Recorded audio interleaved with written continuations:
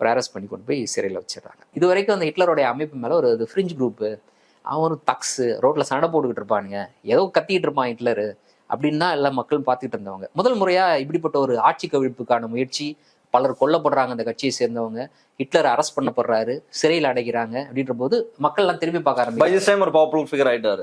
டக்குன்னு ஒரு பாப்புலர் ஃபிகரா மாறுறாரு. மக்கள் திரும்புறாங்க, மீடியா வெளிச்சம் கிடைக்குது.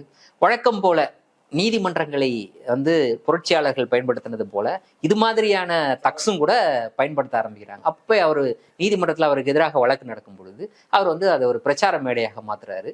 உடனே உட்கார்ந்து எல்லா ஊடகங்களும் தெரியல, ஒருத்தர் மேல மீடியா அட்டென்ஷன் வந்துச்சுன்னா மக்கள்கிட்ட போய் சேரக்கூடிய, மக்களுக்கு அவங்க மேல ஒரு விருப்பம் வரும் பட்சத்துல மீடியா அட்டென்ஷன் அதிகமாக ஆகுது. அவரை பற்றி எழுத ஆரம்பிக்கிறாங்க, கோர்ட்ல அவர் பேசக்கூடிய விஷயங்கள்லாம் எழுத ஆரம்பிக்கிறாங்க. கோர்ட்ல அவர் இதெல்லாம் பேசுறாரு அப்படின்னா, ஜெர்மனியினுடைய வெறியூட்டப்பட்ட தேசியம் இருக்குல்ல அதை பேசுறாரு. ஜெர்மனி அப்படி இருந்தது, ஜெர்மனி இப்படி இருந்தது, ஜெர்மனியை கொண்டு போய் இப்படி கவுத்தி விட்டுட்டாங்க, இதற்கெல்லாம் காரணம் யூதர்கள் தான். அப்போ இழந்த பெருமையை நம்ம மீட்க வேண்டும். அதற்கு இந்த நாடுகளுக்கெல்லாம் இப்போ கப்பம் கட்டிட்டு இருக்கோம்ல, நம்ம போருக்கு காரணமே, போரோட தோல்விக்கு காரணமே ஜெர்மனி தான், அதற்காக நீங்க இங்க ஈடு செய்யணும்னு சொல்லிட்டு வருஷம் ஒரு மிகப்பெரிய தொகையை பிரிட்டன், பிரான்ஸ் எல்லாம் வாங்கிட்டு இருந்தாங்க. அதையெல்லாம் கொடுக்கக்கூடாது, நிறுத்தணும், இந்த அரசு அவங்களுக்கு அடிமையாக இருக்குது அப்படின்னு பேசுறாரு. அதெல்லாம் அச்சில் ஏறுது, அதெல்லாம் மக்கள் பிடிக்கிறாங்க. ஹிட்லர் கட கடன்னு வளர்றாரு, டப்புன்னு வளர்ந்துறாரு.